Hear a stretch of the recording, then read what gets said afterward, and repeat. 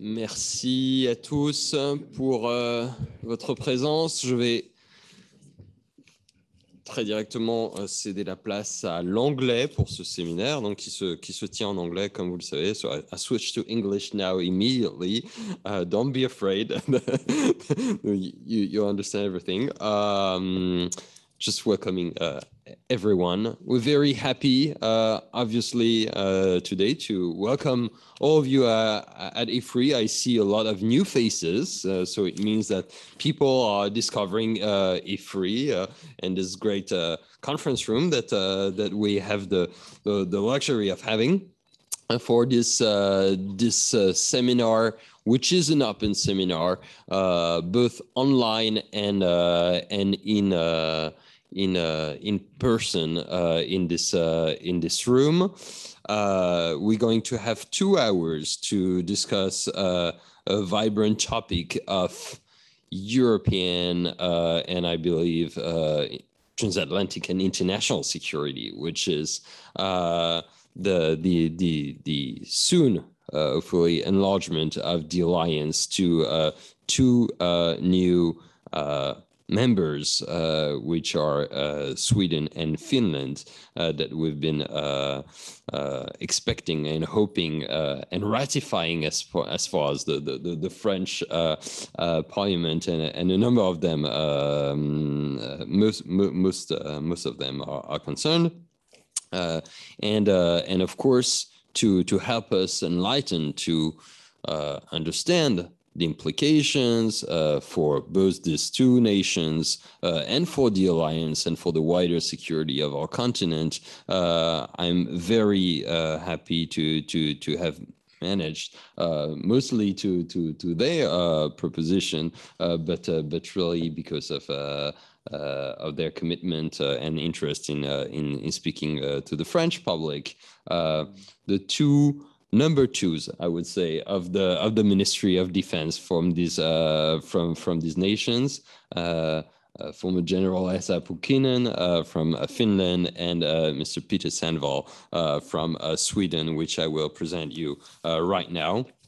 Both speakers will start with an introduction remarks, presenting their views on this agenda and the challenges for their respective agencies and countries. Then we will follow with Héloïse Fayet, who's I salute today, and he has been instrumental to organizing the whole event. She's an research fellow on the Security Study Center, which I lead, and myself will go for some initial questions and discussions, and then of course we will open the floor to the room, and you'll be able to ask any burning questions that are in your mind on this topic. But first of all, let's move to our speaker honors and guest speakers today. First, Mr. Esa Pulkkinen, or should I say Lieutenant General Esa Pulkkinen, who's the Permanent Secretary of the Ministry of Defense, which is the highest position at the ministry, appointed directly by the minister, Antti Kaikkonen. This position, as I understand, is you assisting and the minister in directing, developing, monitoring the work of the ministry in his branch of government, as a branch of government, obviously. Very much instrumental in terms of strategic planning, coordination of the different policy actions, internal control, monitoring on a broad-based issues, performance guidance. And my bet is that you're also instrumental into guiding your own ministry into the application and the integration within the alliance these days. Before that, General, you've been the Director General of the Defense Policy Department at the Ministry of Defense between 2020 and 2022. And you also held this position between 2010 and 2016. And in between, you served as Director General of the European Union Military Staff in Brussels, which makes you also an expert of representing Finland in a multilateral organization within Europe, and also will probably make some interesting perspective and comparisons between what you've been experiencing within the EU and at the EU military staff, and what is lying ahead in NATO. On my left is Mr. Peter Sandwall, who's State Secretary to the Minister of Defense, Pell Jonsson. Is this right pronunciation? And you've been so since 2022, but roughly less than a year, right? State secretaries in Sweden are politically appointed. You're the most senior official within your government office, and obviously you're also responsible for planning and coordination. Roughly same kind of attribution that we discussed was Pulkkinen. Even I'm sure there are tiny differences that we may won't have the time to go into this detail. Before that, you served as a county governor for the Kalmar province, or the Kalmar county, for 2 years, but you mostly have a background as a civil servant in the Ministry of Defense, serving as Director General of the Swedish Armed Forces from 2012 to 2020, which is kind of a position of a civilian deputy to the head of the Swedish armed forces, as I understand, something that I think we don't have in France, but is an interesting position. And before that, you held various positions at the Swedish Ministry of Finance, but also even longer than that ago, I understand that you served in the Swedish armed forces as well. Gentlemen, it's again a pleasure and an honor to have you here. We'll start in the alphabetic order of both countries and surnames, and General Pulkkinen, the floor is yours.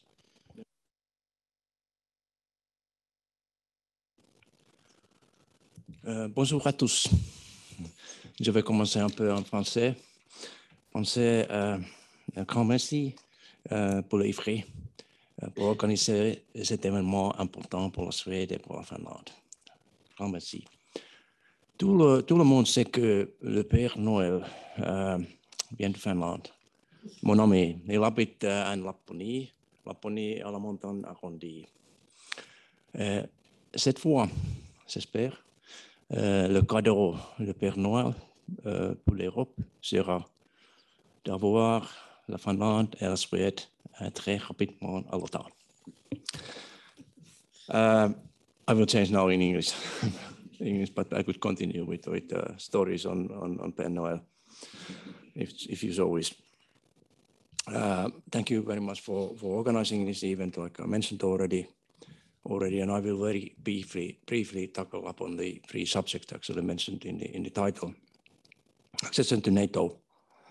24th of February changed everything in the world, but it changed also everything in Finland.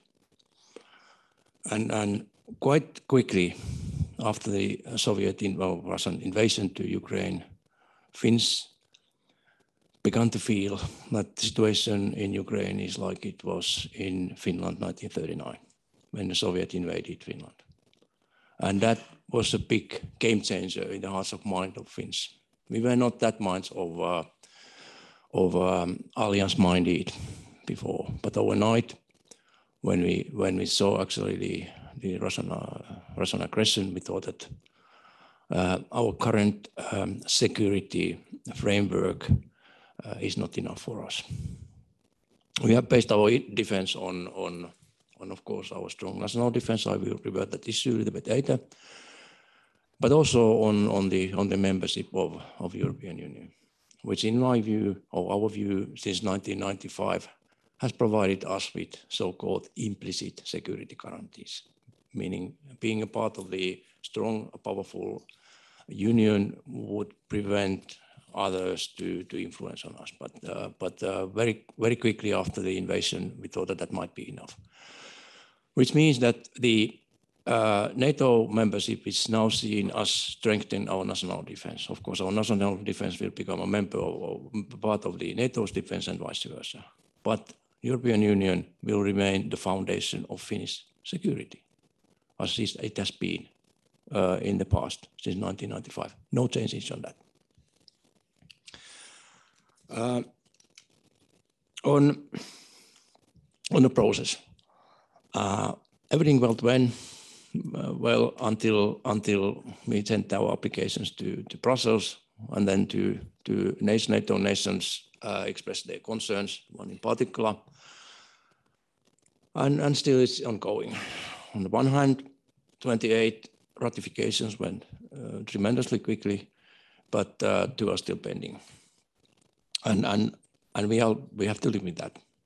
Of course, this is not something extraordinary. Usually, the NATO ratification processes take a longer time than one could expect, and certainly there are examples already in past of that.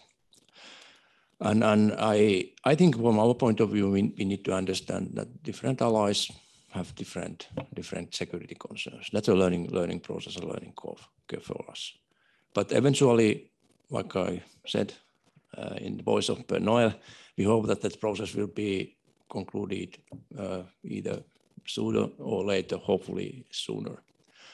And the kind of the time frame I have in my mind is, of course, related to, on the one hand, on elections, and on the other hand, on NATO summit. In the margins of elections and summit, something must happen. Together or not, the Finnish firm stand is that since we sent our applications together with Sweden to NATO, we will continue to the very end. But it goes without saying that the speculations are started, and in Finland we have the parliamentary elections upcoming, and of course there's always topics for the discussion. But the governmental stand is very clear, together, like we have done it so far.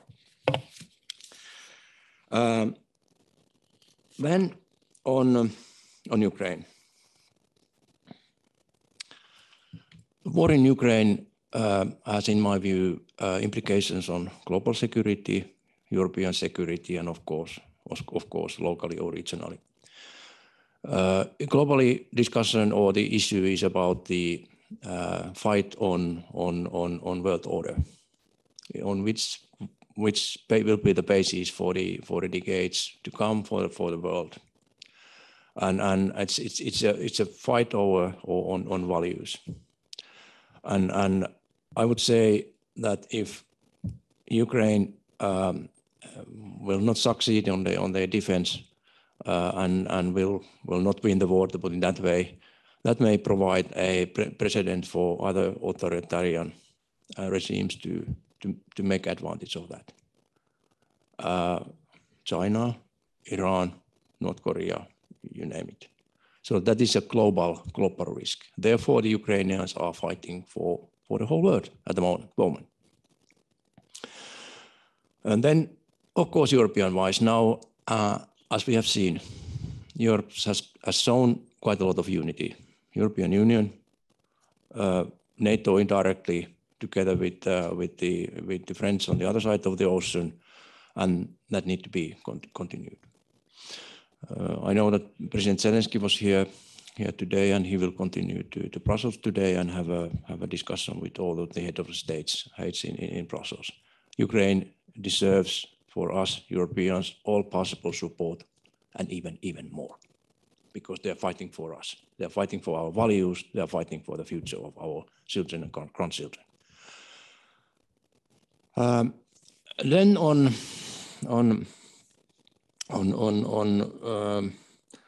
the situation on the ground, it's very difficult to see, at least in a short period of time, what will be the, let me say, the military outcome in the battlefield. it's quite likely that the war will continue relatively long time. What is a long time to be seen? And the question when there will be a situation where peace negotiation or even truce can be under discussion, it's very unclear to me.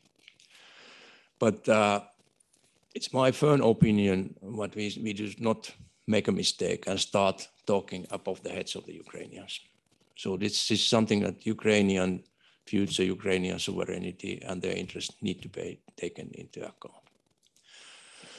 And then, of course, we may see, but as we have seen, the Russians' intentions to ready to destruct the Ukraine, so Ukraine will disappear from the map. Would any of us want to return back to these medieval times?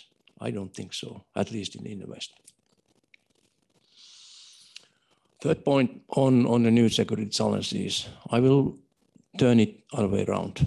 What you have put in the new security challenges are our old security challenges. We have been prepared ourselves in Finland for such an invasion as has taken place in Ukraine for decades since the Second World War. And therefore, our defense has been based on a very strong national defense. We can still mobilize almost 300,000 soldiers with quite a proper equipment. We have done it systematically and with quite a low investment, managed to maintain quite a deterrence, also Russians respect. So therefore, the new security challenges are, in broad terms, if you look the Ukraine, are the very, very old ones. But having said that, of course, one of my observations, very personal observations, have been that of course the new challenges are in a way now related, of course, on Ukraine. The hybrid warfare has got a new phase. Anything or everything can be weaponized. Energy, human beings, what type of resources, you name them. Everything can be weaponized, and Russians are of course using it. And that's really a kind of my interpretation of the new security threats. Of course, there are a number of those that are related to migration, climate change, you name it, space in a way. And perhaps my last message on new security challenges is that although I have said that the old security challenges are the same as the new ones, we should not focus in the north only on the east. Based on my 4.5 years working in Brussels, I know that we need to put our focus in terms of the security and defense as well to south in Africa. So that's something that we see in the long run will be the major security challenge, even bigger than it is today. Thank you very much. Thank you very much, General, for this opening statements, which already opens quite widely the landscape of topics that I hope will guide the discussion. I turn now to Mr. Peter Sandwall for his opening remarks as well. There we go. Thank you very much, ladies and gentlemen, and let me also begin by thanking for the invitation that we received here today. I may be biased, but I think the title and the topic of today's seminar is well chosen, and it's definitely timely. We have a war in Europe, and we are definitely in a situation which is affecting all of us, not only Sweden and Finland. It's also very nice to be here on the podium together with my good colleague, Pulkkinen here. We have a lot to discuss. Let me start with a few words on the war and its consequences. These may be familiar words, but they are well worth repeating. Russia's full-scale invasion of Ukraine, since it started almost a year ago, has brought about a fundamental shift, a dramatic shift in the security environment in Europe, following a development that had already deteriorated for some time. And I think it's clear to say that we have a situation in Europe now that we haven't had since the Second World War. Russia's calls for an alternative security order with spheres of influence is a threat to peace and security, not only in Europe, but on a global level. And I totally agree with Esa on your remarks there. The unprovoked aggression against Ukraine has shown that Russia has broken international law and has a low threshold when it comes to using military aggression. The result is a war that will have implications for Europe for a long time and possibly even for generations. We are all affected by the war, but it is of course the people of Ukraine that are paying the highest price. With systematic and indiscriminate attacks on civilian targets, Russia has caused immense suffering to the Ukraine people. In face of that, the Ukraine people have shown a tremendous resistance, a determination to protect their sovereignty and their right of freedom. But again, as I said, Ukraine is not only fighting for their own territory, they are in a fight for all of us, showing that the basic principle of territorial integrity, peace and freedom is a universal principle, and the importance of that principle really cannot be overstated. The collective support from Western countries has been decisive in the war so far, and it will continue to be so also in the future. A lot of effort is going into coordinating the support now. There is at this stage, I would say, a real sense of urgency in making sure that as much equipment as possible can reach Ukraine as soon as possible ahead of what is expected to be a spring offensive. We are basically working against the clock to do just that. But then again, as Russia's strategic goals remain unchanged, we also need to prepare for a war that will continue for quite some time. And I think we've seen some developments over the last year when it comes to the nature of Western country support that will continue as well. We've seen how the focus has become more and more on advanced system. We've seen how focus have changed from providing not only equipment, but also providing capabilities. And I think that's an important shift for the effect of those contributions. And I think we're also starting to see how business to government procurements by Ukraine can also supplement donation by governments. I expect that these trends will continue and that we will see developments in these areas as we continue to provide to support Ukraine over time and in the best possible way. Many countries are making exceptional efforts here, I think, and Sweden has certainly reaffirmed that our support for Ukraine is comprehensive and that it is long-term. We recently decided on a 10th military support package, and we are in the process of implementing that. The main part of that are 50 infantry fighting vehicles, the CV-90, which will be hopefully an important part of putting up mechanized brigades in Ukraine. We're also providing training, as do many other countries, and also financial assistance in many different ways. And again, the collective support that we all do is crucial to help defend Ukraine, but it also shows Moscow that time is not on their side, regardless of what they may think.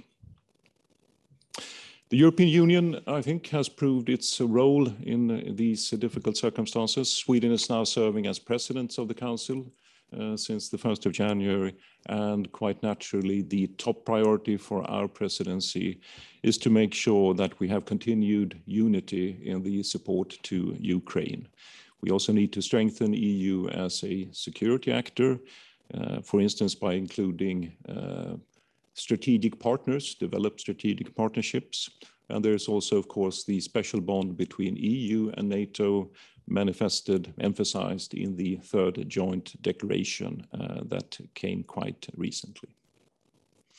Let me turn to the NATO accession process for Sweden and of course also for Finland. We, both countries declared our interest in joining NATO in May last year. Only recently our Prime Minister highlighted that there is no national security issue more important at the moment than quickly becoming member of NATO and doing it together with Finland. We started the membership process together. We intend to finish it together. And the formula for this is hand in hand. ESA, we are not exactly hand in hand, but we're almost shoulder to shoulder here on the stage.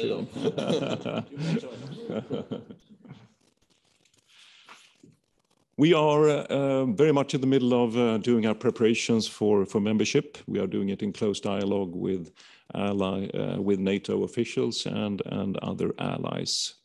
We're doing it on the policy level. We're doing it from the legal perspective and also all the practical aspects.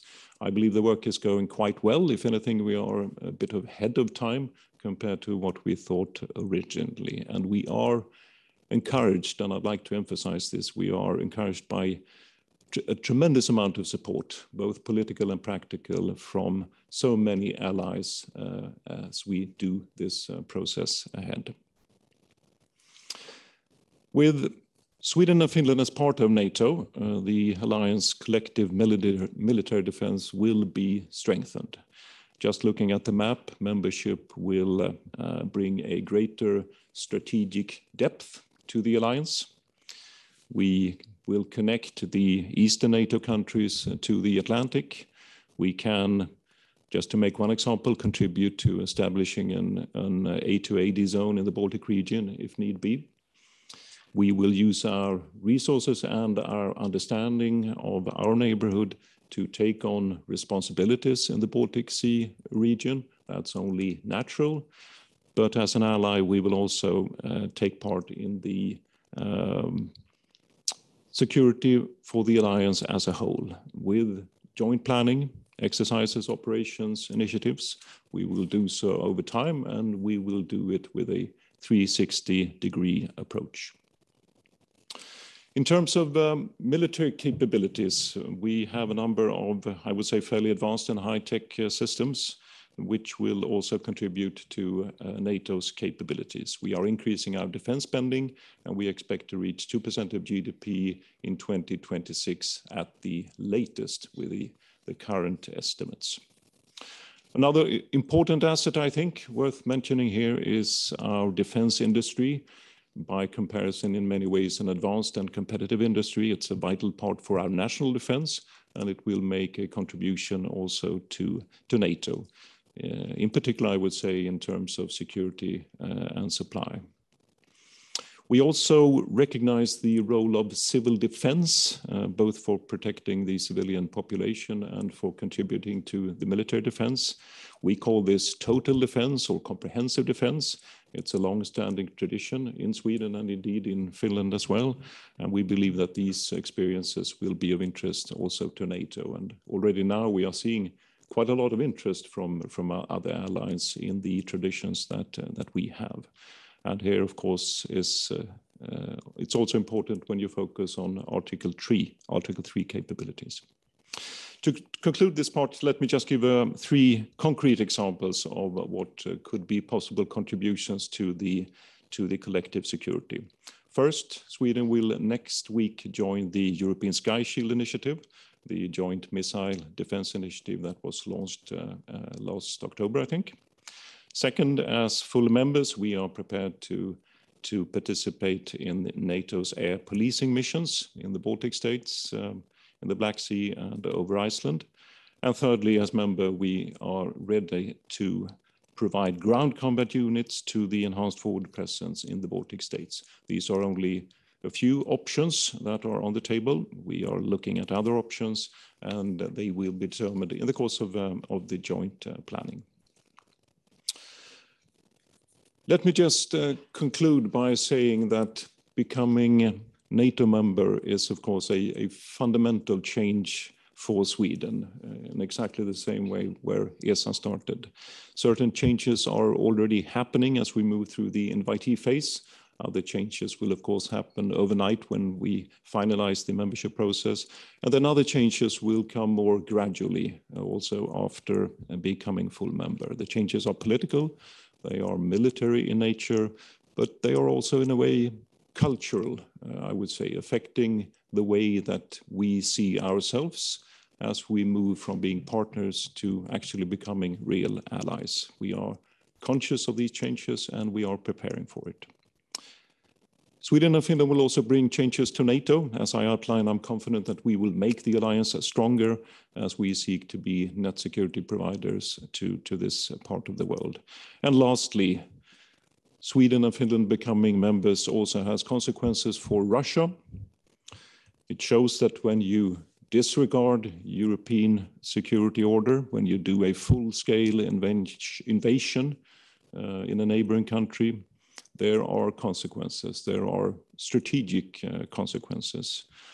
And I think it's pretty obvious that Swedish and Finnish membership must rank as one of the biggest Russian strategic mistakes in this war. That should in itself be an important lesson and potentially one of the best contributions to the future security of Europe. Thank you very much for this, again, wide encompassing perspective on this topic. Plenty of questions, I'm sure, already, thanks to your opening remarks. I will start by yielding the floor to Héloïse, again, research fellow at the Security Study Center here at Ifri, and who was key to organize this event, make this possible. Héloïse. Yeah. Thank you, Elie, and thank you to General Pulkkinen and Mr. Sandwall for your presentations. So my first question would be, and it was also a question asked in the Zoom room. So you said, both of you, but mostly our Finnish representatives, that the European Union is at the cornerstone of your security apparatus through implicit guarantees, but now you understand that it's not enough due to the war in Ukraine, and also, as you say, that Sweden is now has the presidency of the EU Council. So, according to you, how is your application to NATO going to reinforce, change, evolve the European defense structure, and also your own relation to the European defense initiatives? It will be my first question, and I have a lot of other after, so I don't know if I should. Okay, we can start with this one. Okay. If I may, I draw upon the three circles I have always had in mind when I talk about the European security having three different dimensions. EU and NATO, of course, they are different entities. EU is much more than the international organization. It's on its own genes, have a legal supranational powers as well, so that you cannot compare in all aspects the EU and NATO. But how I would see actually the EU's security, given that Finland and Sweden are becoming members, I would say that it will improve the European security in many ways. And I was very happy to hear my ambassador in Brussels and Coreper saying that the fact that we are now joining NATO will taken also among the EU member states positively into account, which is a good signal. But if you look actually at broad spectrum of what EU security is about the let me say global reach out, protection of European values. Like I said, I mean it's go for the trade and diplomacy, etc. That will of course remain unchanged. Perhaps the membership in NATO will have an impact on certain policies we have had pursued on a national basis vis-à-vis China, example, because China is an actor in NATO in a way that is protection of the EU interest. CSDP will remain a foundation for the 360 degrees, and I would say that the solidarity we will show can be done also in the framework of EU, taking care of the stability and security in the south or in the east, like it is now ongoing. The protection of European citizens, which traditionally has been, let me say, being kind of the soft power element of the union, regardless of Finnish and Swedish membership. I would say that in a way that will be strengthened, and that will have perhaps more on defense connotations in terms of the defense industries, like mentioned by Peter, and making better use of the potential capabilities and funding EU has at disposal. And moreover, I think that the fact that we two EU nations will become members of NATO will reduce the risk of having too many cooks that make preparing the same soup. So that kind of the cohesion and the confliction of the institute or if the organization when they are dealing with the defense will be perhaps even better safe. Thank you. I think we already concluded that the war in Ukraine changes many perspectives when it comes to security in Europe, and from a Swedish perspective, I think our views on EU defense initiatives in general has also changed, and certainly the government that I'm representing is taking another view, being willingly more engaged, seeing more positive developments when it comes to defense initiatives within the EU than what has perhaps been the position of Sweden in previous times. And that is important. That's something that we are dealing with also during our presidency now. I think there are important initiatives here when it comes to industry and particularly innovation in our defense industries, where we can really make headway, and we need to make headway as well. We come into NATO with an idea that NATO and the EU has much to do in common as well. This might be a somewhat naive view of somebody looking at from the outside.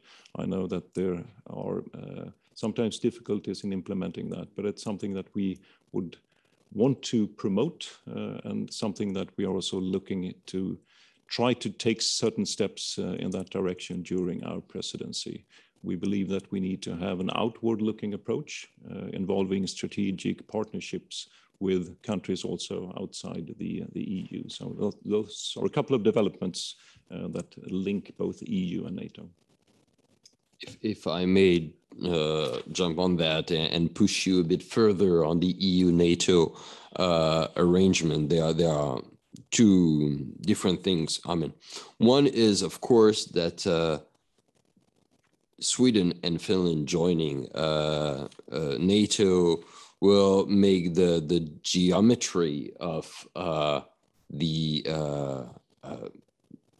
EU member states, which are also NATO member states, even more close. So it will just leave, obviously, Ireland, Malta, Cyprus, and Austria, which, with all regards to these nations, are not necessarily the largest contributor to security. So one way to look at that will basically be to say we have a more consistent EU pillar, even if it's not necessarily something that is accepted widely within NATO, and that would help us going towards a more consistent policy and position of EU member states within NATO political circles. This is something that you agree with or not. I'd be interested to hear.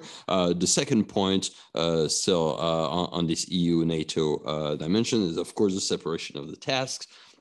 And the fact, and it's been insisted upon in every joint statement and separated statement also by EU and NATO respectively, that these two organizations shouldn't duplicate the efforts. They should be complementary in every respects. But when it comes to define clearly where goes to which organization is always tricky. I think it's fair to say, and Ukraine probably showed us that collective defense is a primary task for NATO, even if 42.7 article of the European Union still stands.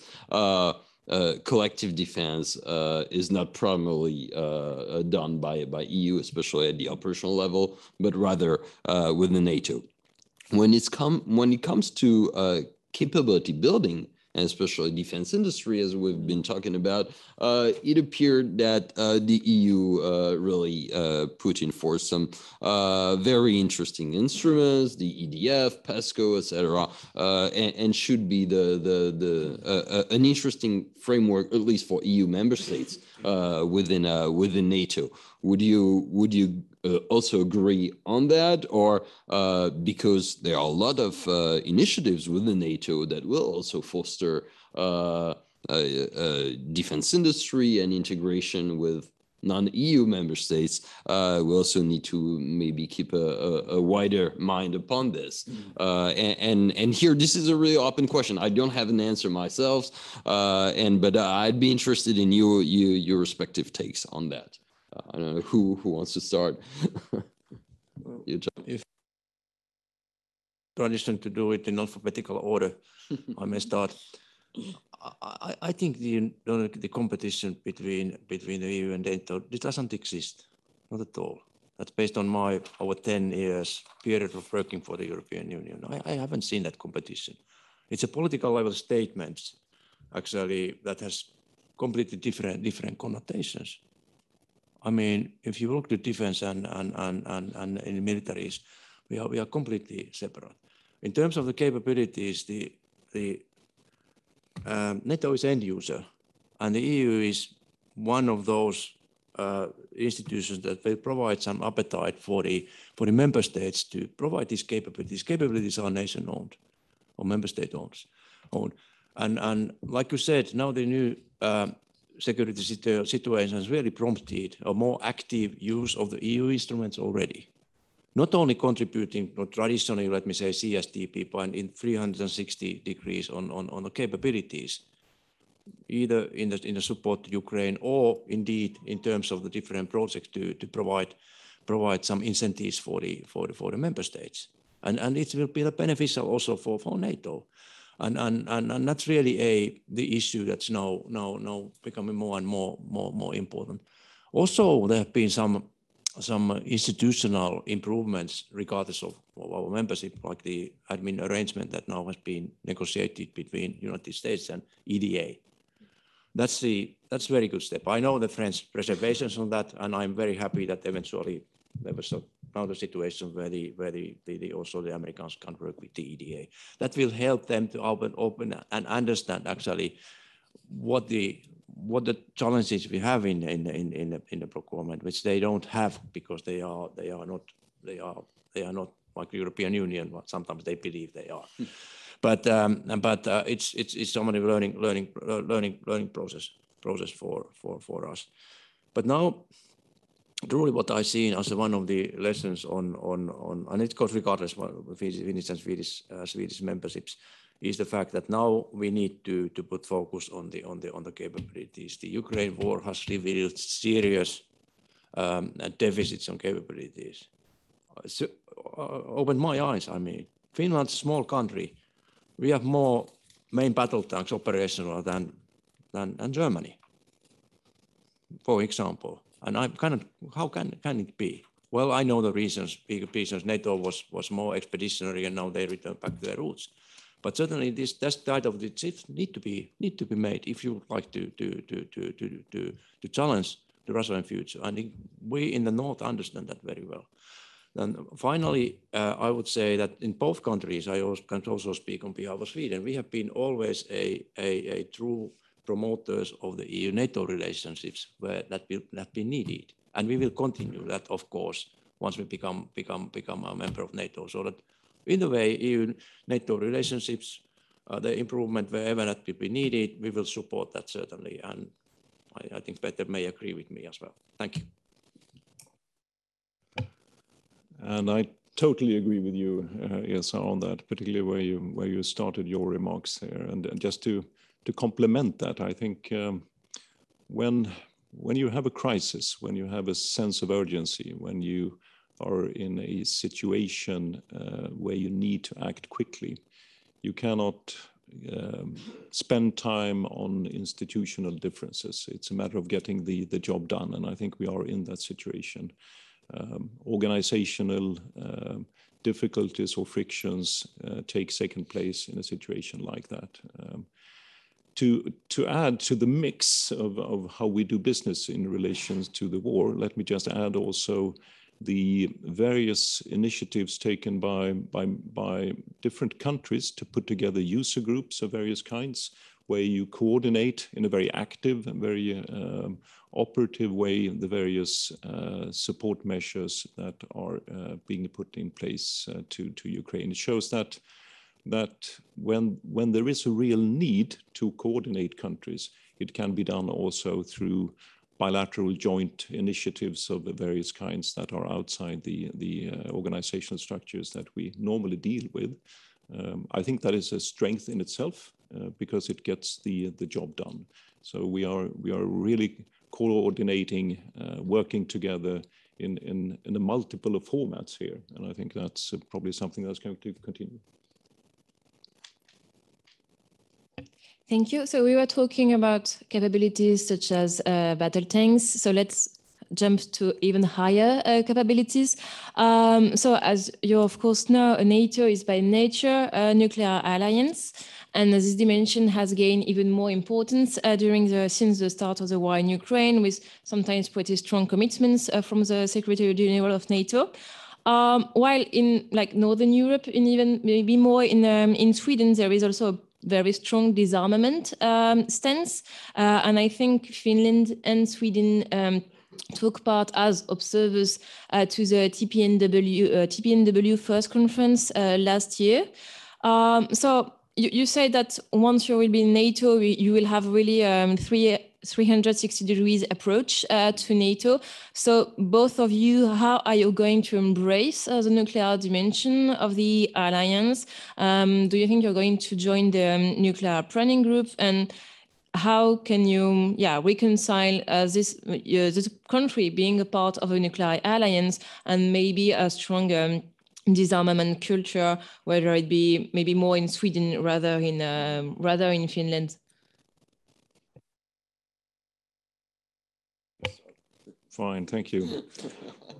Well, I think as long as there are nuclear weapons, NATO will always be a nuclear alliance. And from our perspective, we recognize the unique role that nuclear weapons have in terms of defense and deterrence. It's always the combination of nuclear weapons, of course, and conventional and also missile defense that make up the deterrence effect in total. So we recognize that when it comes to disarmament and non-proliferation discussions. You are quite right in that has always been a strong part of the Swedish discussion internally and externally, internationally. We will continue to work on that also within the NATO context. And when I've been talking to NATO officials, it seems to me that these are not opposites. These are very complementary in many ways. And it's being organized that way within the NATO organization as well. You can work, you can develop your nuclear policies, and you can work with non-proliferation, disarmament at the same time, and NATO is doing just that. So from that perspective, these are not opposites; they are rather complementary actions. Thank you for the question. The very reason, well, that's not the only one, but one of the reasons for Finland to joining NATO was to be formally under the nuclear umbrella. I mean, that's very, very, very fact. And therefore, I wouldn't see Finland to putting any caveats on nuclear issues in general terms in NATO framework, and not any other caveats that could go for more conventional use, because we would like to maintain the deterrence of NATO in Finland as high as possible, and then not to put any caveats.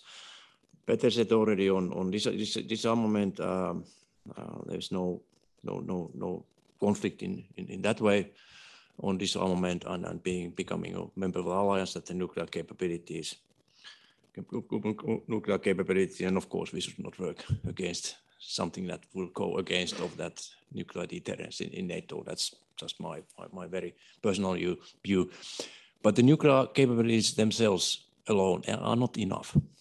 You may have a different view here in France, but I firmly believe that there need to be a balance between a strong conventional capability and nuclear capability. And that's a composition we are strongly going to pursue. The Article 3 will be the main contribution from Finland to NATO, so that the northern flank holds, of course, 360 degrees, okay, but then complemented by the nuclear umbrella. Then the deterrence will in my view, will be enough to deter any aggression from the Russia. Thank you. Still on the same topic, so as you may know, in February 2020, the French president made his speech, seminal speech on nuclear deterrence and defense policy in France. And he invited European countries to better understand French nuclear deterrence and maybe what France could bring to global deterrence in the European Union. And so, how do you? And he invited especially European countries to have a strategic dialogue, notably around French nuclear weapons. So, how do you understand this invitation to? Yeah, better understand French deterrence and the European dimension of French vital interests. Well, I think it's the nuclear deterrence, the various options that a member state has within NATO to deal with or being a part of the nuclear aspects of the alliance is something that we are. Of course, new to. We are still on the steep part of the learning curve when it comes to that set of policies. We are very much open to or willing, wanting to learn the various nuances and the various aspects on these policies. We are talking to our allies on that, learning from them. And without having an immediate response to your question about the particular invitation that you mentioned, it's something that we would really appreciate to go deeper into, because we realize that this is such an important part of the alliance, and it's an alliance, and these are options that we also will need to deal with and be a part of. Yeah, absolutely. President Macron is excellent in provoking discussion on a number of the issues. I remember providing me a little bit more gray hair on the European Army a few years ago. It was a misinterpretation, but this was made on the other side of the alliance. I got a number of angry phone calls from Pentagon, but that's another issue. But certainly, I would say that taking up of this nuclear issue in the European framework, very good. But in practical terms, what I would like to suggest is for the French friends to organize something for the Swedes and Finns, actually learn on your how you actually have developed your nuclear deterrence. We are not being there together with Sweden on the nuclear discussions, but certainly would like to learn, and the French support with that regard would be tremendously well received. Thank you. Thank you very much. And I mean, we've both been hearing this loud and clear, and I think that there will probably be some initiative, both public and non-public, to engage this dialogue. I think with your two nations. But again, I'm not speaking in any official capacity here. But this is my understanding. Some questions, maybe to refocus about Ukraine, after all, which is the reason why we're all here today to speak about the situation and the accession in NATO. You have this Ukrainian perspective, and I think it's important not to lose that out of sight. Two questions here. One, how the war in Ukraine, the way it has unfolded so far, and the way it may be unfolding in the future, affecting our understanding of the nature of the Russian threat, both in terms of intentions and capabilities. And of course, you're all familiar with this intention and capability debate. We clearly, I think, understood that intentions right now are not positive. Capabilities, there's a big debate about, where the Russian military power is going, and what kind of threats it will represent to the NATO area tomorrow, the day after tomorrow, 5 years, 10 years from now. And I think that both you countries have tremendous. I'm really always amazed by the quality of the analysis, the assessment of the Russian military capability analysis. Always reading the Fayet reports, the FIAA reports. These are two great think tanks in both these countries, which are really helpful in helping us understanding the Russian military power. So I'd be glad hearing you on this. The second question about the Ukraine war and is the question of the level of European support that we've already discussed, the deliveries that are now stepping up fully, and given that I think we all agree that the war is not going anywhere soon. We're probably facing a long-term conflict. This demand for Ukrainian European deliveries and capabilities will remain so. And we see the European stockpiles dwindling.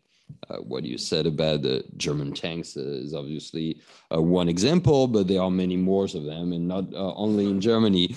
And now we are feeling that we're going in the direction, we're not there yet, where supporting Ukraine will means depleting the stockpiles for defense of wider Europe. How do we reconcile that? How do we keep on supporting Ukraine while making European member states' defense stronger in the same time? Two simple questions for you.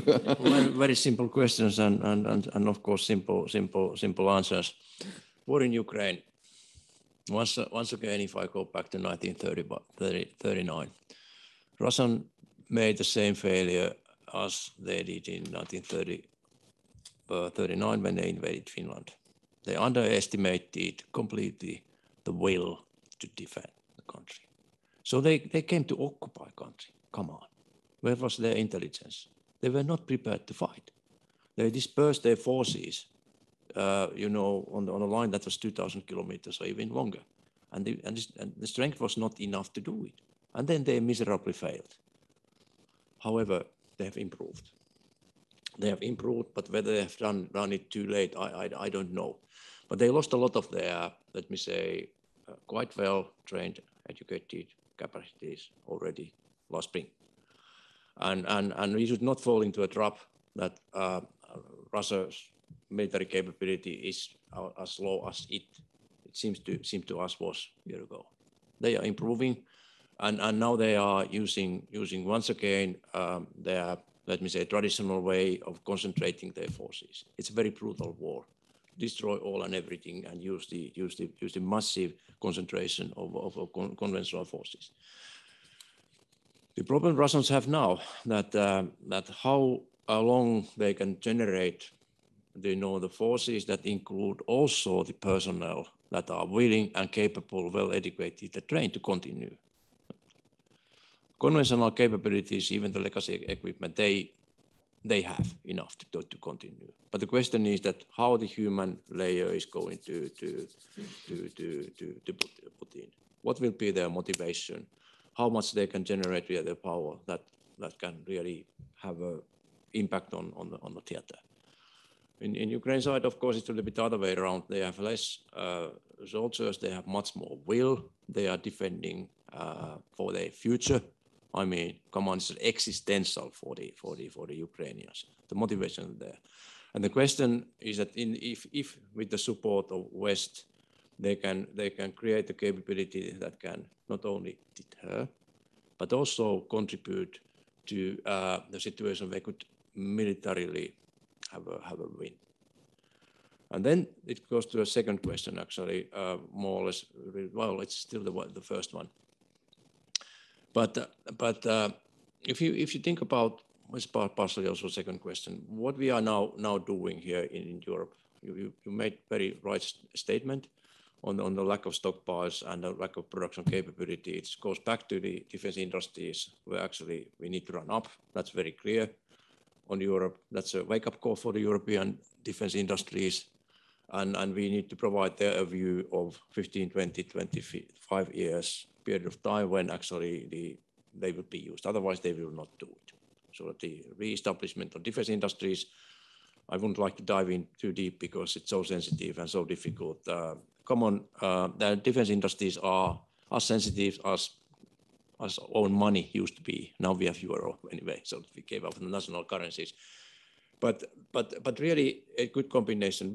I think what's the idea is now is to build up again our defense industries for our own stockpiles, support Ukrainians, and what is important in the long run is that for time being, of course, our concentration of the support Ukraine is something that they can use quickly.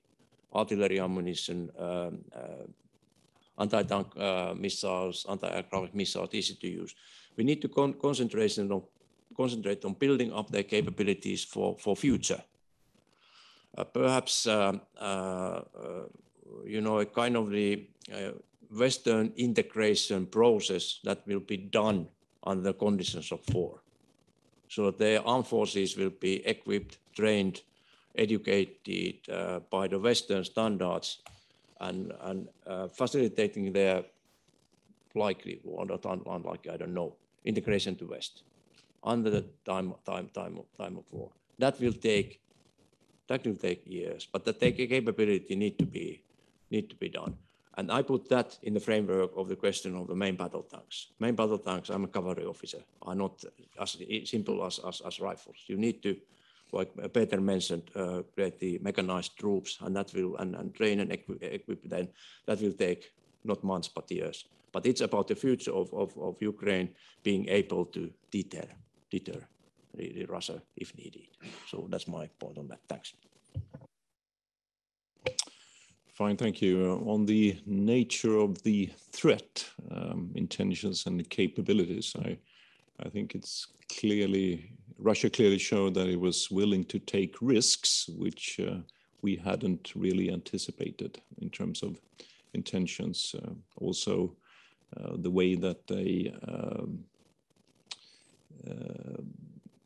thought that they could gain advantages in a way that we didn't really calculate with. In terms of capabilities, I think we may have overstated their capabilities, but then again, they started out this war trying to find progress in a way that they weren't set up to do. It was more of a aggressive, quick type invasion, rapidly trying to achieve their overall objectives, and they hadn't really put their armed forces in a position to do the fighting that they would organizationally have done traditionally. The X factor in this war so far, and I totally agree with Esa, has been Ukraine's determination and also their creativity, the way that they have adapted tactically on the battleground to adjust to their strength and Russia's weaknesses. And that's been an important part of the outcome that we've seen so far. Looking ahead, and I think it's fair to say that the ground capabilities of Russia has been severely depleted, but then again, they are quickly reinforcing that, at least in terms of personnel. Their sea and air capabilities have so far been more or less left intact. So from a threat perspective, that is still a relevant threat also for other countries.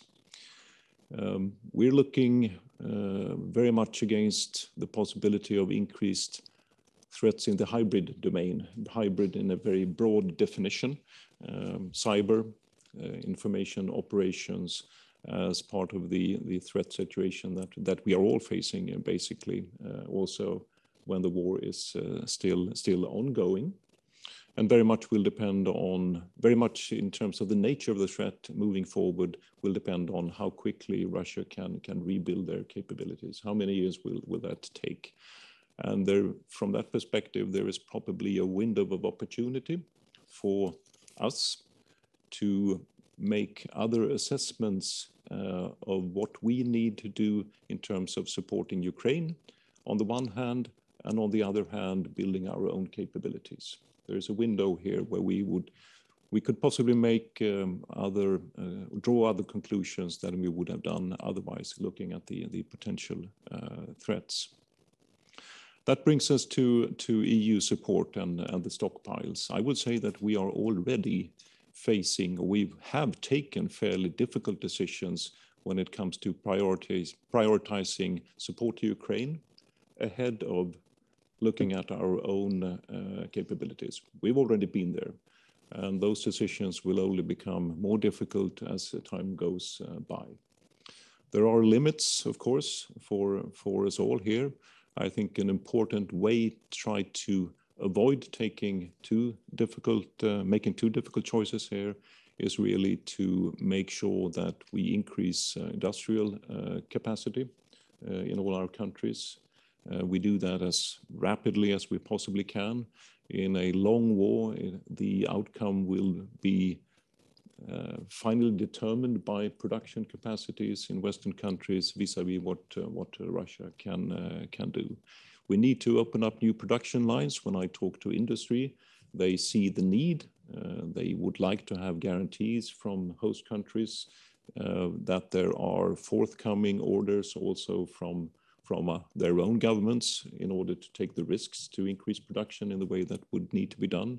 I think there is potentially a role also for EU initiatives in this particular area to make sure that some of the risks that industry need to be taken can be taken as quickly as possible, and also to facilitate purchases, procurement from Ukraine directly to industries, helping them with technical expertise, how you do procurements, possibly financial guarantees, and so on and so on. Yeah, and it's a good coincidence because we will have a seminar on European defense industries next month. So maybe a last question before opening the room to questions. It was already asked in the Zoom chat, and I think it's in everyone's head. So there are two obstacles remaining for NATO, for Finland and Sweden accession to NATO, meaning Hungary and Turkey. So it seems like Hungary is going to accept during a parliamentary process, but Turkey is probably going to be slower and it's going to be more problematic.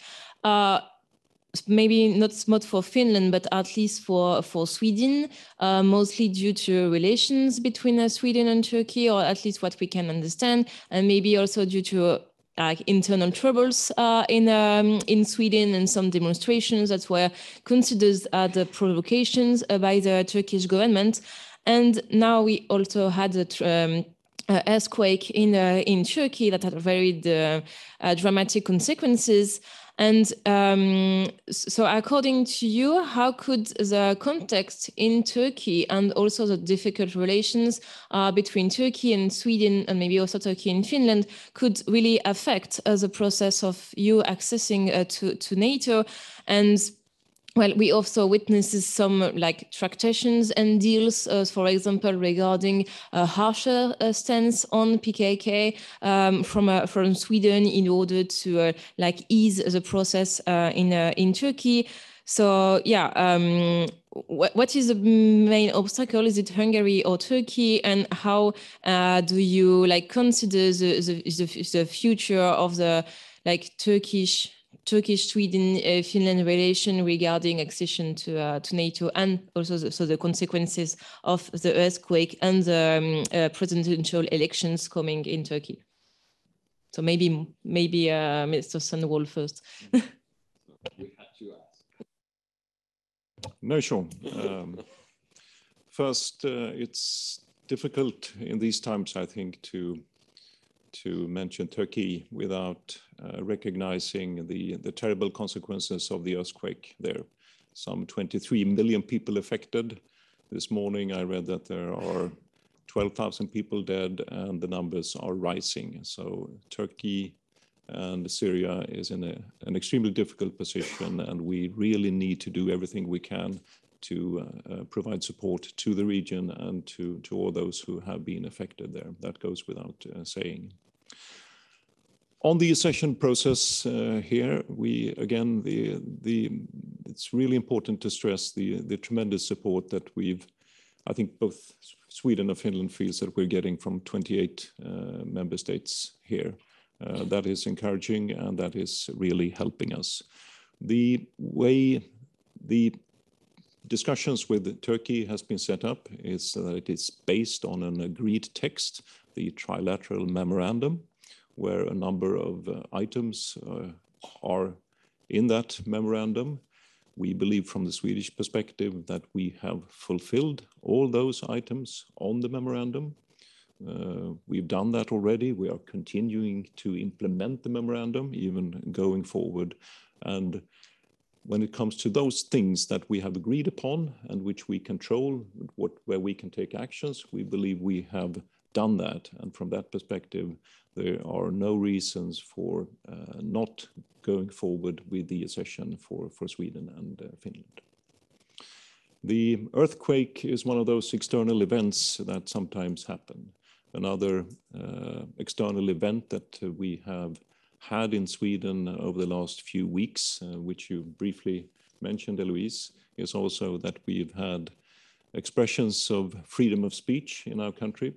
It's allowed by law, and of course, as we all know, freedom of speech is one of the pillars of democracy. That is not the same thing as saying that every expressions of opinion in a democratic country is appropriate. It can be lawful, but still be awful. The burning of holy books is a deeply disrespectful action, and that has been emphasized by my Prime Minister many times over the last few days, and he has also offered sympathy for all those who have been offended. Ultimately, the process is we are doing what we can. We believe, as I said, that we have done everything that is really needed for accession, and then there are other countries who need to do their part as well. Peter almost mentioned all on everything, but perhaps I could take an anecdote from a history on the Turkish-Finnish relationship. It goes back to the 19th century when we had actually the Russian writer Grigory Petrov, I think that was the correct name, who actually wrote a book, Finland, a country of liabilities. Description how Finland, from the agricultural country, developed a modern industrial country in few decades, because we have a good society, and we had good civil servants, and the other structures were working. And Ataturk took that as a model for the modern Turkey. And it's interesting, whenever I meet senior diplomats or militaries, we start talking about the Finland, Country of White Lilies book, because it was compulsory reading until 1970s, 80s in Turkey. It's a good icebreaker, and I still remember it. But that saying, the relationship between countries, I say applies to Sweden with Turkey, they are good. I mean, just the conditions are now like they are. And of course, one need to keep in mind that the time when the both of the countries has applied the NATO is not, like can they say, kind of good weather conditions. We have war ongoing with the implications of wars are ongoing in the Middle East against terrorism, to put it that way. So it's not an easy period of time to apply, I have to say. But eventually, at least the typical Finnish way to do things, in the most complicated way. But like I said, hopefully it will be resolved, and we will become the members, hopefully in summer, and preferably together with Sweden. Thank you. I think it was, we all needed to hear that. and I think the question again had to be asked. We are now still sort of 40 minutes left, and I really would like it to have it with you, with the room. So there are two microphones circulating, please. Sir, in the front. Yeah, and please introduce yourself briefly. Yes. Introduce yourself. Try to make short questions, and we'll take maybe 2 or 3 questions in a row so that you can pick and choose your answers. Christian de Vickersloot, French Ministry of the Armies. There is one topic which has already been addressed, but I would like to deepen a bit about the Russian threat. So first of all, you are supportive to Ukraine. You are sending some equipment, some tanks. What is your assessment of the attrition of the Russian army in Ukraine? And also the potential of the Russian army, and could it be still a relevant threat for you two countries? Thank you, Christian. Sir. Good morning, and thank you very much for these presentations. Jean-François Bureau, I'm a former NATO SG for public diplomacy. And I would have one question about public opinions. What is the level of support, and how is it going with regard to events, and how the people in your respective countries understand the process? And a second one would be about the next time. You have been very cautious about any kind of deadline with regard to the accession. And soon was the word which was used, I believe. And when you have discussions, and maybe the question would go to Sweden first, when you are looking for the next time of discussions with Turkey, despite the recent events, which kind of tremendous argument can you bring in the discussion, which could be of interest for the Turkish side? To support the accession. Thank you. Thank you, and I think that there's a okay, sir, you'll be in the second round. Sorry. Yeah, good morning. Thank you very much, Lieutenant Colonel Jacot. I work in the Army staff in charge of bilateral relations with your two countries. I was wondering how you manage balance between trying to get to NATO and specifically for Finland, 1,400 kilometers to Russia. So it might be teasing Russia. And in the meantime, you're not in NATO, so no Article 5. How do you manage the relation with Russia in the meantime to get balanced and keep at the lowest level of,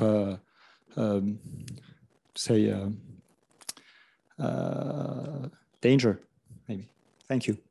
A good connected question will be also, how have you seen, especially from the Sweden side, Russian troops or aircraft or vessels behaving since the application and in between? Because of course the question of the window between application and actual membership was always understood as some kind of a tricky moment. So 3 questions for you gentlemen.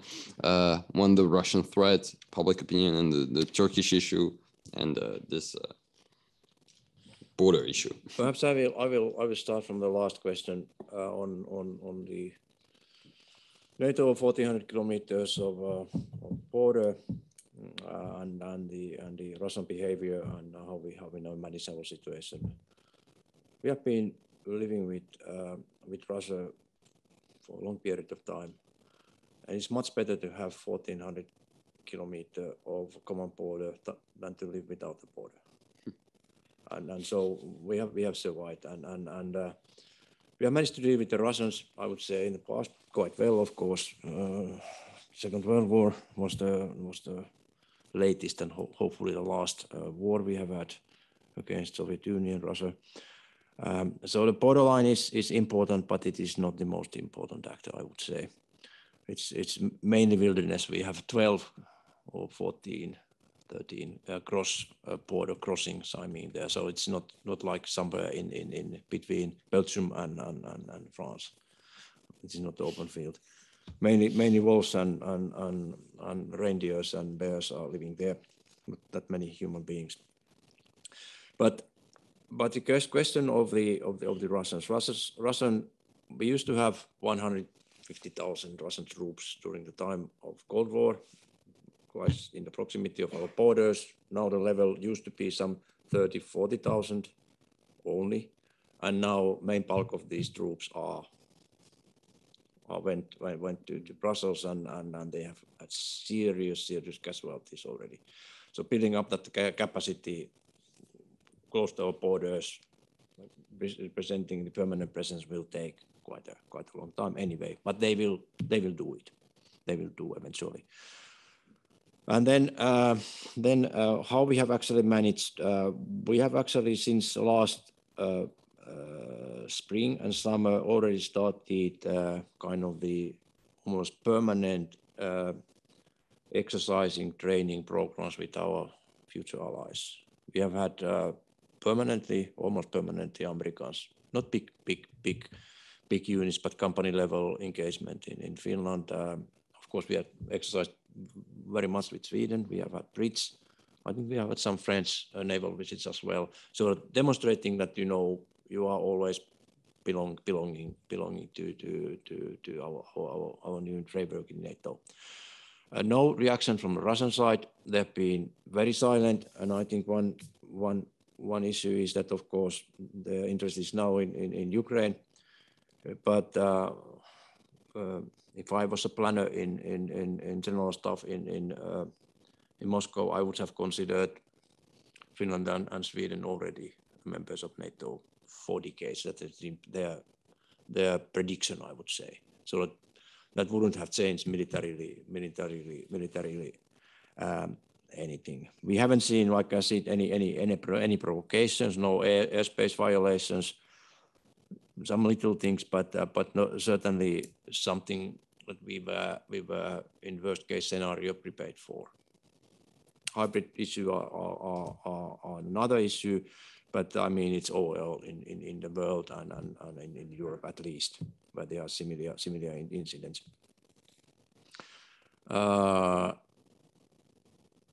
Public opinion, 90% of Finns still in favor of joining NATO. No change, and that will not change. I know my people already, because I mentioned already whatever very reasons. Deadlines or red lines, I would say, hopefully rather months than years. Then the first question on Russian threat and how it may appear again. I think Russians are great survivors. Never underestimate Russians. They will build up their military capability again, regardless of the losses in Ukraine. That may take some a longer time, few years, but they will come back. They won't change anything in terms of that. If the Russia stays as a state, as it may stay. So no changes. It's on their genes. They will build up their capability again, and they will learn their lessons. Of course, there are factors like how much potential they have, demography issues, and also the huge corruption that has an impact on their capabilities. I think that's my part. Fine. On the attrition of the Russian army, I think we've all seen the estimates when it comes to casualties, and it's really extreme numbers that are coming out of those assessments. To make a more concrete example, we have always followed a particular Russian unit, which is normally stationed in Kaliningrad. That unit was sent to Ukraine, and it has practically ceased to exist. It's been wiped out. So that's one part of the story. The other part is that it seems that Russia is extremely capable when it comes to filling up the ranks.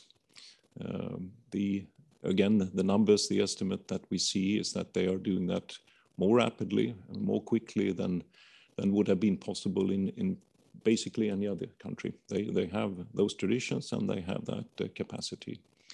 So I think it's very difficult to make assessments of what Russian army capabilities are going to be looking very long term. As things stand from an operational point of view, it's difficult to foresee that Russia would open up ground operations in any other direction than Ukraine at the moment. That's would be a difficult concept to foresee. But again, their navy and their air force is intact, more or less.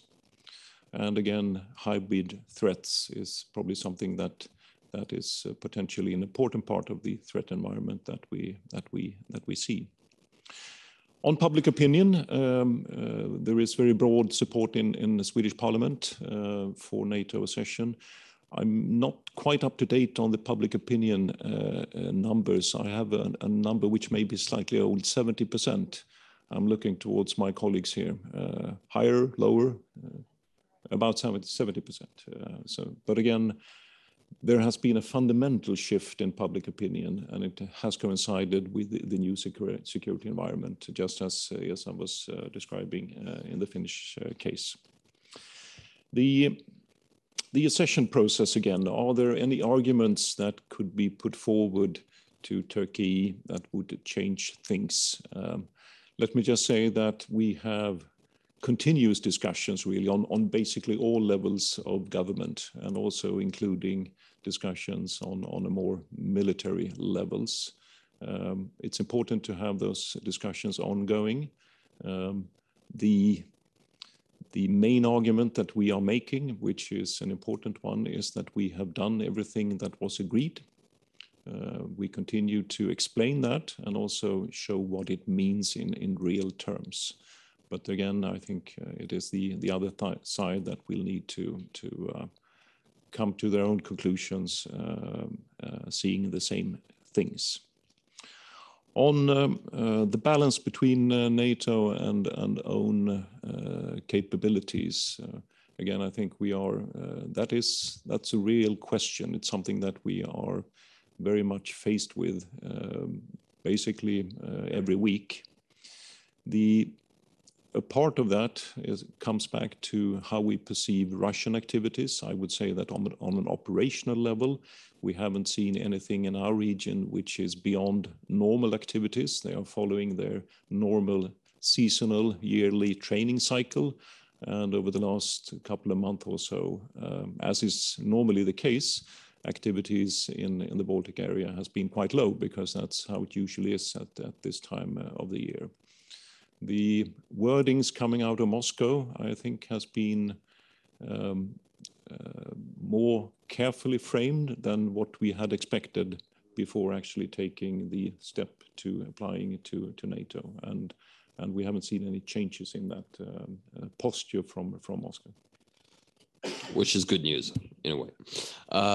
Sir, I know that you've been waiting for a question, and then and Nicolas. Good morning. My name is Delabati, and I work with the French Navy staff, although I'm not a Navy officer myself. Just in a word to say that we, of course, for our part, we are, of course, fully convinced of the very important contributions that your countries will bring to the alliance when they join.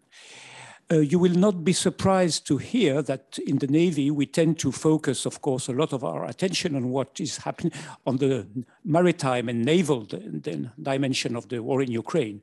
And to put it extremely briefly, we think that what has happened at sea, both in the Black Sea, thinking of the Moskva recapture of Snake Islands, or in the Baltics, naval activity, what happened to the Nord Stream gas pipeline, is also of tremendous importance. And we think that the stakes are also very important for the future, and the impact on what will probably happen at sea will matter not only for European defense, but also for much of the world, particularly the many countries that depend on sea trade for simply to feed themselves. I don't have really a question on that, but I'd rather hear your comments if possible. Thank you. Thank you, Ambassador. Ici devant. Thank you very much. Wiesław Tarka, Deputy Head of Mission Poland, former ambassador to Sweden. I have two questions. My first question is, Sweden after 1989-90 reduced very much its military forces. The former government decided to turn the direction. What is your estimation? How long does Sweden need to rebuild the capacities, especially in the north, in the island of Gotland, when you just put your troops back? So how long does it take, especially as you say that you assist as well Ukraine? And the second is taking into account the long tradition of neutrality in Sweden and all the discussion that I have witnessed while being in Sweden. What is the present situation, and eventually do you take into account foreign presence in Sweden, military presence, taking into account the low population density in Scandinavia, and how do you see the foreign presence, or longer lasting foreign presence on Swedish soil? Nicolas Barot from Le Figaro, just behind you, sir. Sorry. Hi. Just before that, because I had the sort of two-finger question to add on the previous one about potential foreign boots on the ground, NATO boots on the ground in Sweden and Finland, because we understood that Finland, for instance, maybe Sweden, maybe Finland as well, was considering contributing to the EFP. Are you sort of expecting sort of the way around as well? So sort of a NATO EFP in either Finland or Sweden as well. But Nicolas Barot now. Hi, Nicolas Barot, French newspaper Le Figaro. We have two questions. First, like a follow-up question about the Baltic Sea. A few months after investigation, what's your opinion about the attack against Nord Stream? What could you say about it? And second question, on the high north security, when Finland and Sweden will join NATO, what will be the concrete consequences for the high north security? Will there be a NATO asset in the Arctic region? Thanks.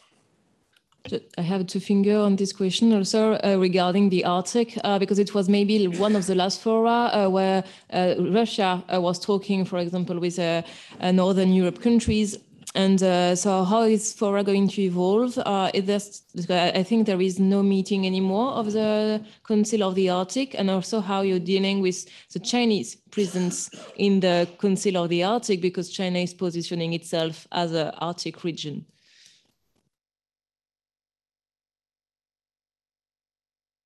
Okay, quite a few questions here. We'll try to sort them out.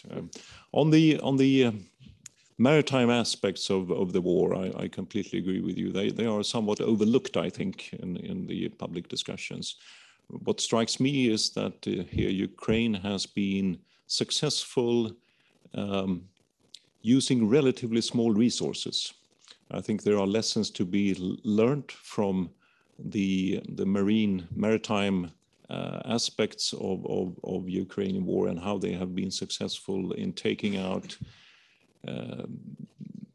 in at least one instance, a major naval asset with comparatively small means. I think we will see technical advances here, changes to systems and weapon systems also being developed as a part of the experiences from this particular part of the war. How long does it take to rebuild capacities? Well, it takes an awfully long time. It takes a relatively short time to dismantle organizations' capabilities, but rebuilding them is a completely different matter. In the Swedish case, we have had a period where we downscaled quite dramatically, but we tried to make sure that we wouldn't lose know-how, expertise. So even if we downsized the number of units, we tried to make sure we always had one unit to maintain developments and also to keep expertise in the country. The plans that we're looking at the moment runs all the way to 2030. We have a new defense commission being setting up, parliamentary, who will take a decision on the 2026 to 2030 period, probably sometime next year. It's a slow business, but we are moving in the right direction. And again, the financial, economical aspects is that we expect to reach 2% no later than 2026, and that's really an important framework for the whole capacity building exercise.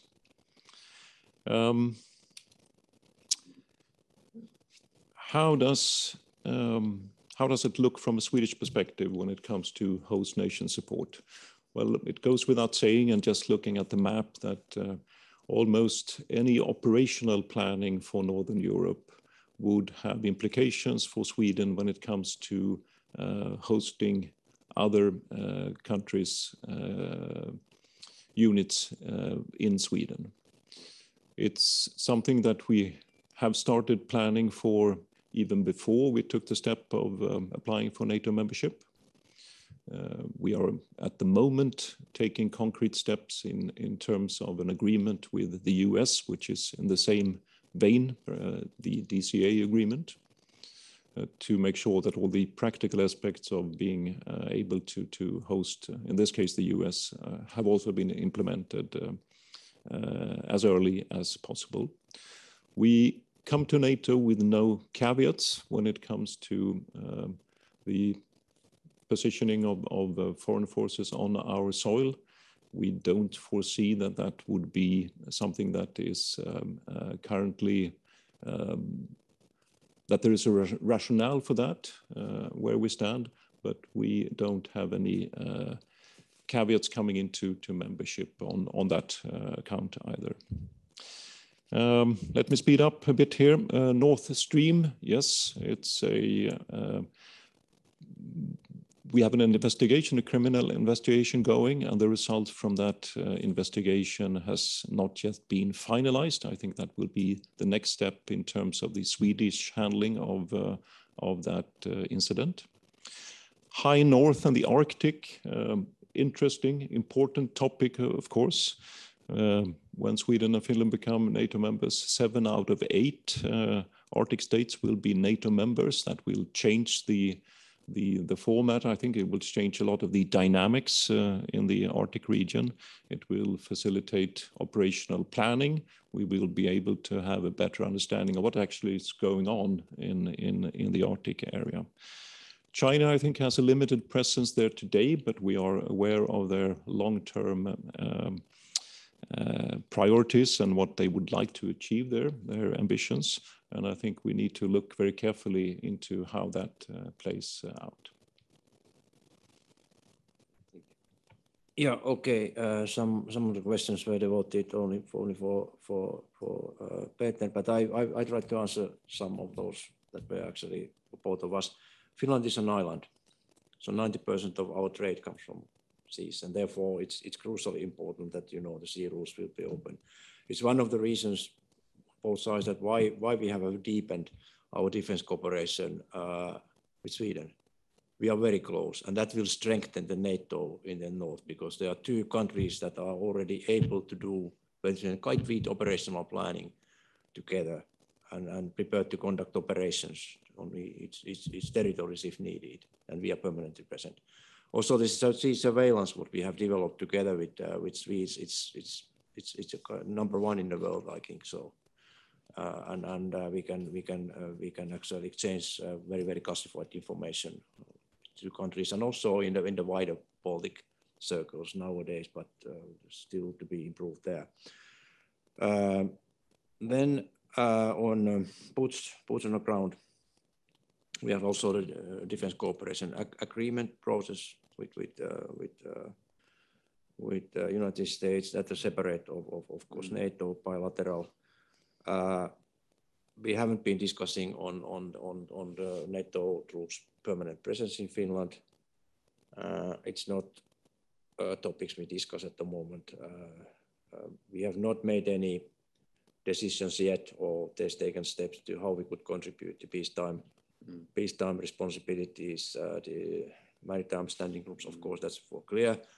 But the air policing, yes, I would say we could potentially do it very easily in the Baltic Sea, but anywhere in the area of operation of joint operation area of NATO. They are very flexible, and I think we have good capacities. Same applies to EFP.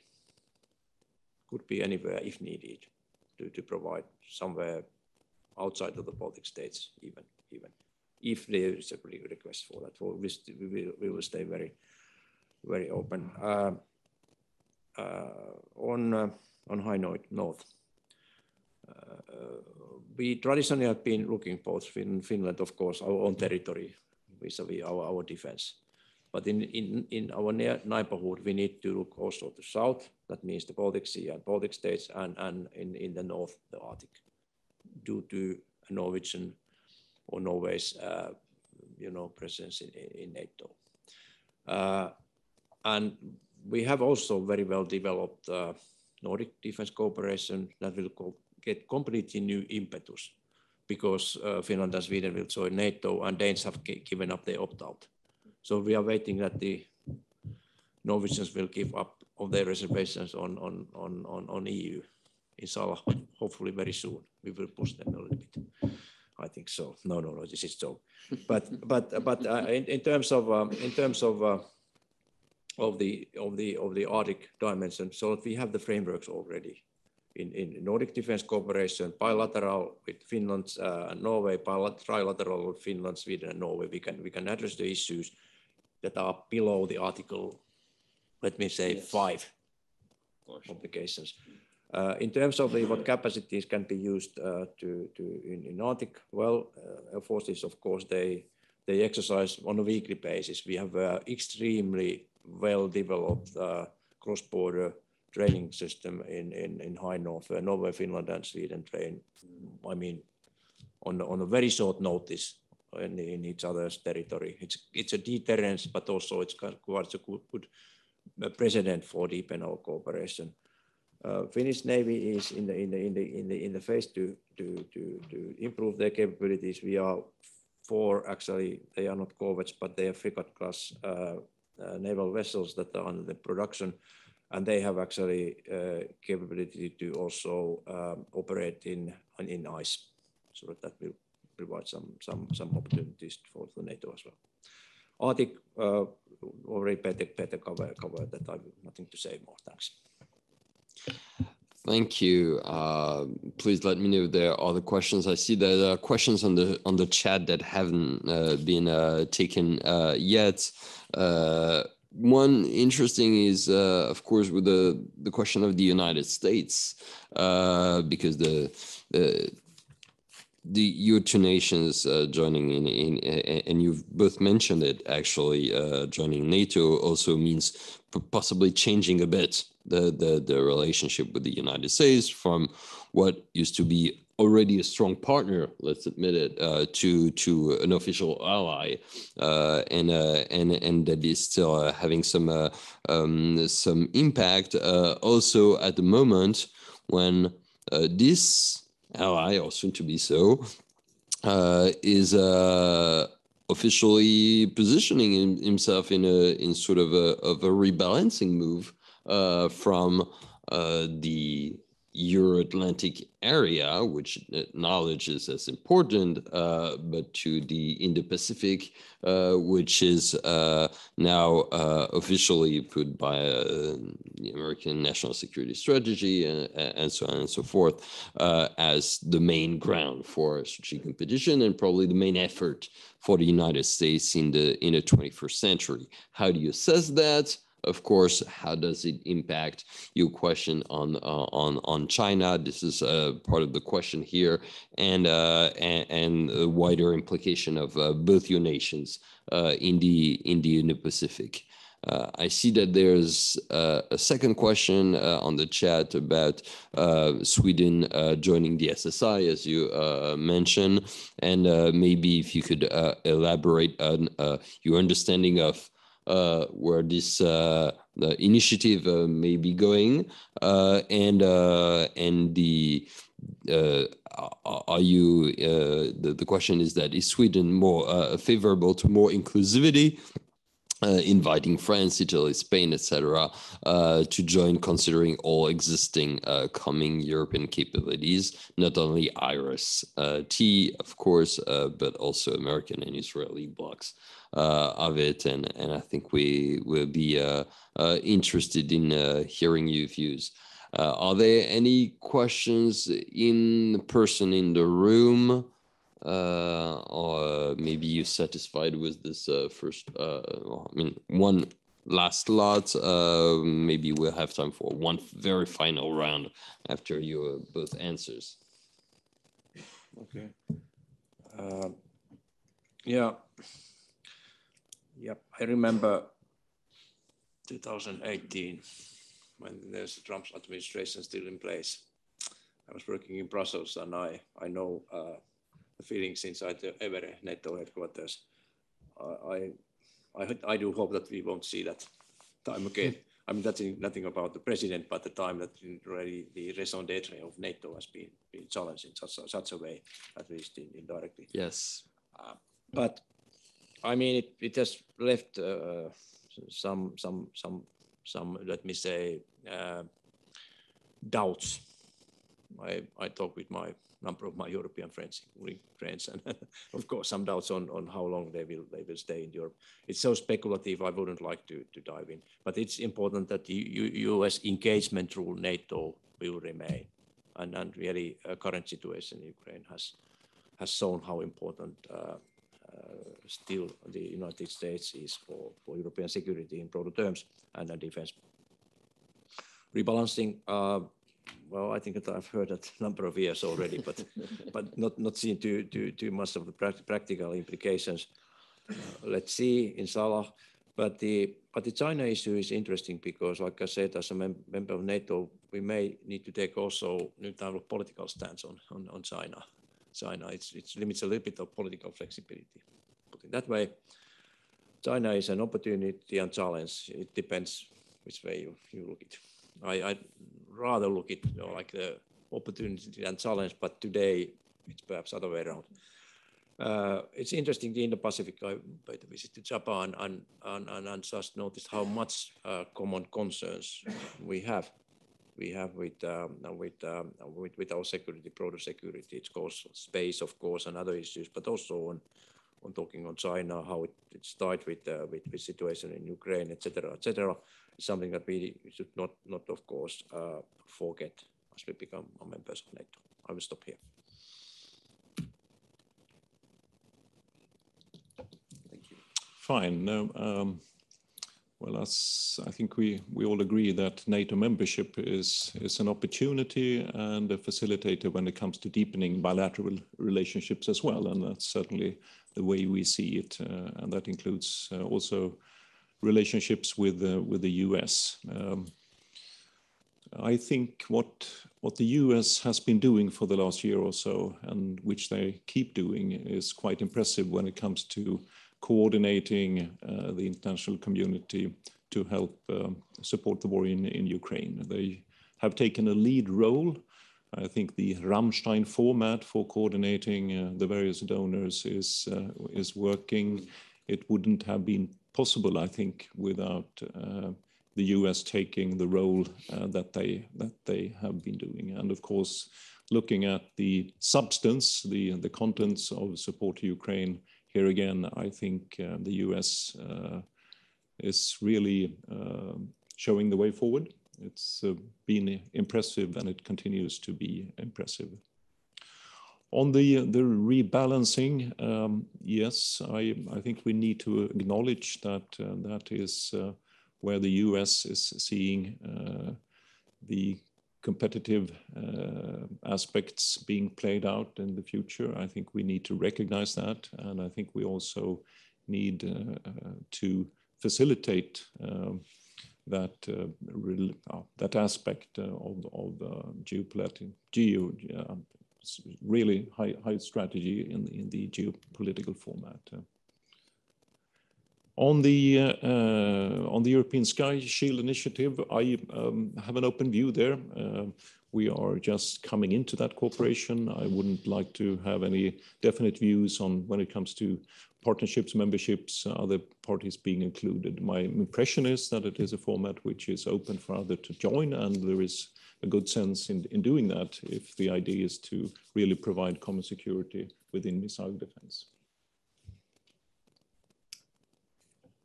Thank you very much. I think we are now reaching the end. So if you have one last burning question, probably now is the time. Of course, I have one of my own. Maybe to finish and wrap up the event, and because this is the French Institute of International Relations, I have to ask you of maybe your perception or of opportunities now lying ahead for both your nations in terms of military defense cooperation with France.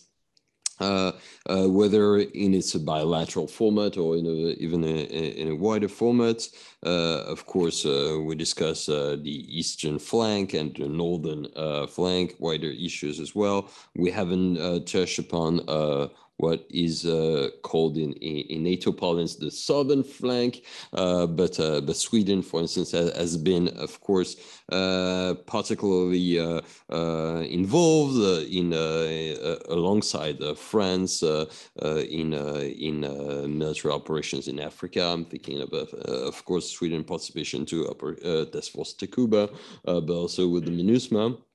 We received here maybe a year ago General Gillenspor to talk about this. Maybe for Finland there are also opportunities. So yes, to conclude, if you have some views about the future of the partnership directly with France and what opportunities there may be, maybe it's a good way to end on a positive note. Yeah, absolutely. I mean, we will be very open for the deep and military cooperation with the French, not without doubt. And I think, if I'm not mistaken, there have been already kind of preliminary contacts, and particularly our conscription might be something you are interested in. Also, the remote areas. I used to be the commander of the Jäger Brigade, the Brigade de Chasseurs.